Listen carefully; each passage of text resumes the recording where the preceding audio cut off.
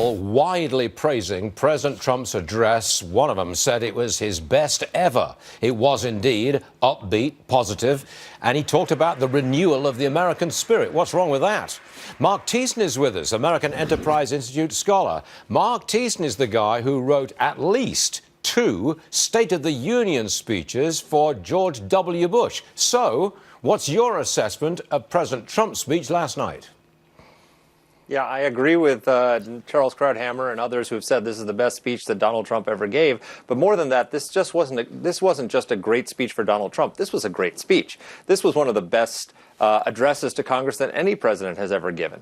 And why is that? Because it was hopeful. It was optimistic. He laid out a positive vision for where he wants to take the country. He explained, he didn't just say make America great again. He explained how we will make America great again. He used the technique, which I thought was brilliant, of citing our 250th anniversary of our independences coming up and what kind of America do we want to be on that anniversary. And then he laid out the answers. And most importantly, Stu, what he did was he reached out to the other side and said, quote, let's join forces in this effort, unquote. He reached out to the Democrats and said, let's work together to replace Obamacare, to reform the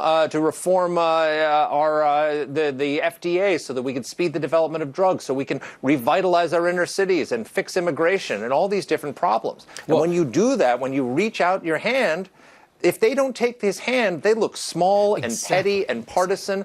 It's a brilliant, brilliant strategy. It's what he should have been doing for the past month, but he's gotten there, and it's great. You're right that the president put him on the spot. If you don't respond positively to that kind of positive outreach, what are you going to do? You have to rethink your strategy, I think. Maybe they will do that. But I've got another one for you, Mark. Treasury Secretary Steve Mnuchin, he says tax reform could come by August. Roll tape. Our objective is to pass tax reform by the August recess. And I think that's a very aggressive timetable, but realistic and something that the president and I are very committed to doing. So by August, voted, done, agreed. And signed. That's interesting. Voted on, done, and signed. Now, I think that's a fairly optimistic schedule. You know more about Washington politics than I do. What do you make of signed by August?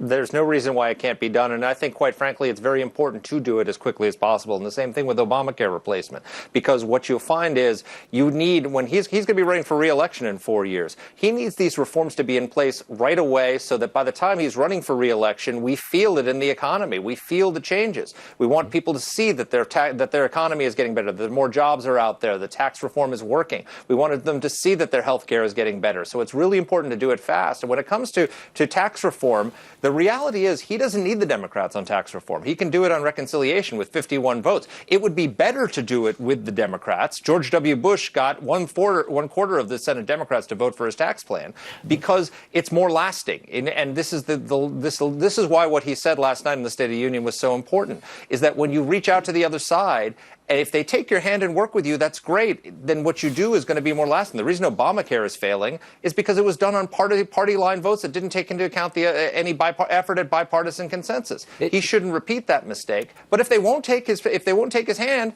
at least on taxes, not on Obamacare, but on taxes, he can do it himself. Okay, it seems like investors share your point of view and share the point of view of Steve Mnuchin, because we've got a rip-roaring rally going on here. I'm sure you've seen it, Mark. Now we're up 263 points. This is the Trump rally. And the bottom line is investors believe, we'll get that tax cut this year, as you have just suggested. Are you an investor, Marc Thiessen? A little bit, yes. I don't look at the ticker every day, but I've got some investments, yes. Well, let's see that big smile as we close out today, Marc Thiessen, because I got news for you, lad. Market straight up. Mark, thank you very much for joining us. Kids are going to college, Stu. Thanks, Donald See you later.